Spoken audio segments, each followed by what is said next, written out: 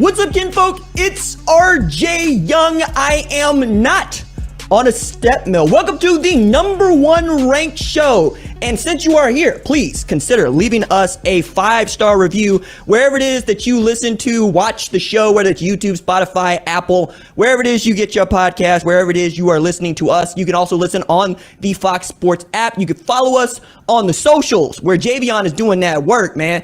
At #1 show on the Twitters, at the #1 show on Instagram, Facebook, wherever it is that you want to follow us. We're always asking you questions, getting your opinions, and we're going to get to that a little bit later, where I just straight up asked, who would you pick, Kyler Murray or Vince Young? And it became such a big to-do with Vince Young coming over the top to tell us what's really good, which I'm very excited about. We're also going to talk with Coastal Carolina head coach Jamie Chadwell about his team in 2020 coming into our lives as the Cinderella story du jour, and going into 2021 where we know about them now. They're not going to sneak up on anybody in a very good Sun Belt conference, and gonna get a little bit into group of 5 teams I think are most likely to win a college football playoff spot, with the 4-team playoff still being very much the thing that we're doing, at least for the next couple of years. But hopefully when we get to a 12-team playoff, it's a foregone conclusion that we're going to get group of 5 teams, multiple group of 5 teams into this here thing.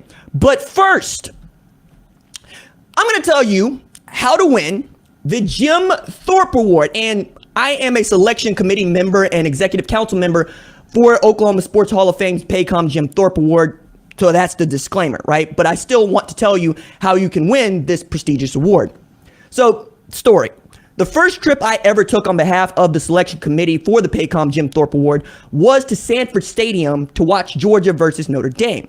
I traveled with my friend David, a fellow member of the committee, and it remains one of the best experiences that I've ever had covering the sport. At the time, Notre Dame safety Kyle Hamilton had already started to receive buzz, and UGA safety J.R. Reed had walked on in Athens, only to ascend to captain of the defense. We needed to find out about those men and others. The staffs, fans, and coaches for each team could not have been kinder, especially when they found out who we represented. And we weren't shy about saying who we were and why we were there, for that game as opposed to others. We approached fans at tailgates, at concessions, at the stadium, asked everyone I could the same question about the best corners and safeties on their team. We stopped at one tailgate, and I asked a group of them to tell us what they know. Tailgating college football fans being some of the most honest and transparent, good-natured folks in the world. What's he like when he's not wearing the Black Panther suit? I asked. What do you mean? A UGA fan said.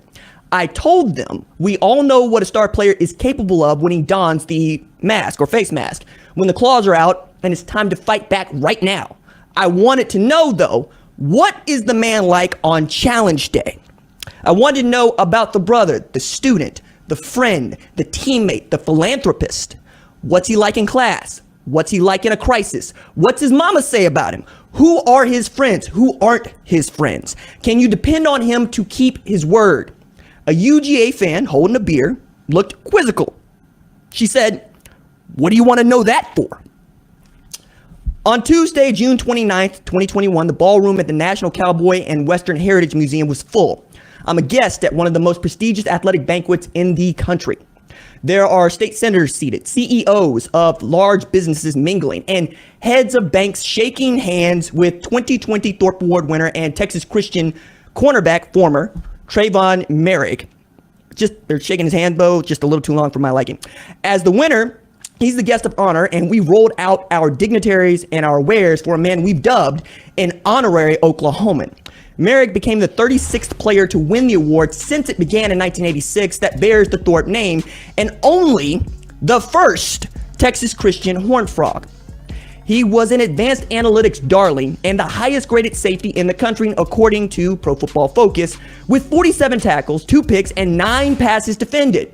He beat out finalists Patrick Surtain and Richie Grant for the award. He joins former winners Deion Sanders, Charles Woodson, and Roy Williams as the best defensive backs in the sport. In a tuxedo, and the only man in the room with locks like mine, He followed 2019 winner Grant Delpit's introduction for him with an acceptance speech laced with humility and pride. "I'm accepting the award, but I couldn't do it alone," he said. "It took a village."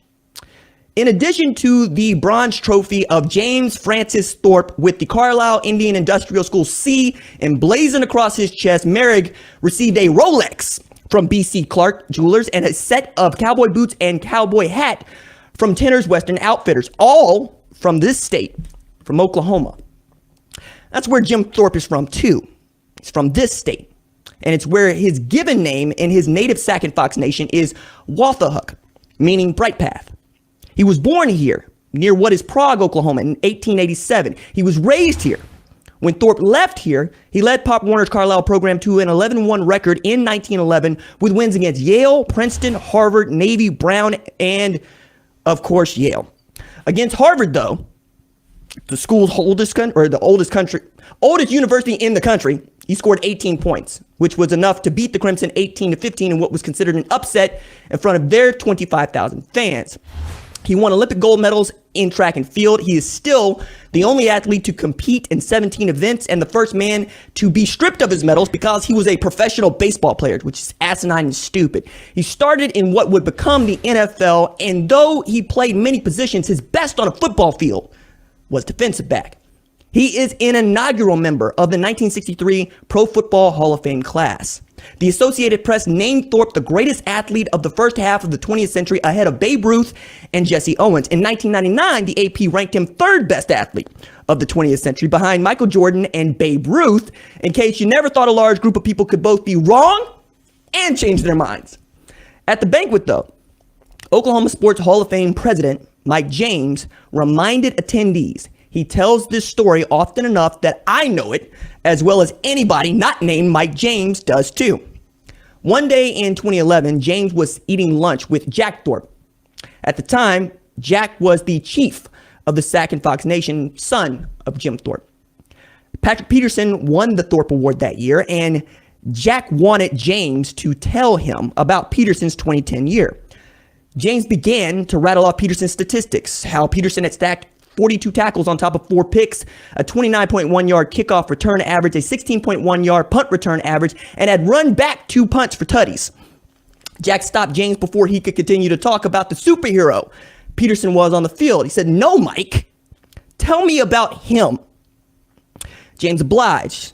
He told him Peterson was like, well, a good dude when he wasn't wearing an LSU Tiger jersey, when his helmet was stocked away in an equipment room, when the lights at Tiger Stadium were off and the stands were empty. James told Jack what a wonderful young man Peterson was, and he couldn't have been happier to do it. But James suspected another motive lay at the marrow of Jack's question. "Mr. Thorpe," James said, "I probably know the answer to this, but I'm going to ask anyway. Why did you ask me that?"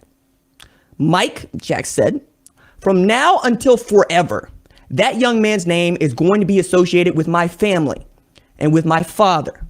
That young man is going to represent my father earning the Jim Thorpe Award, and it's important to our family that he's a man of character and a good man."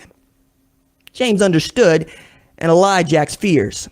Mr. Thorpe, he's a great man. Since that day, James has told men like me, fortunate enough to sit on the award selection committee and executive council, that story. Not only does he tell it, he's sure that it's at the front of every conversation we have about men considered, from the watch list to the 3 finalists that we send to nearly 400 voters to select each year's winner.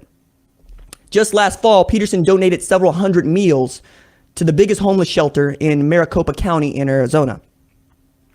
51% of what we evaluate as a selection committee, as lovers of the sport and zealots for defensive back play, has nothing to do with football and everything to do with character.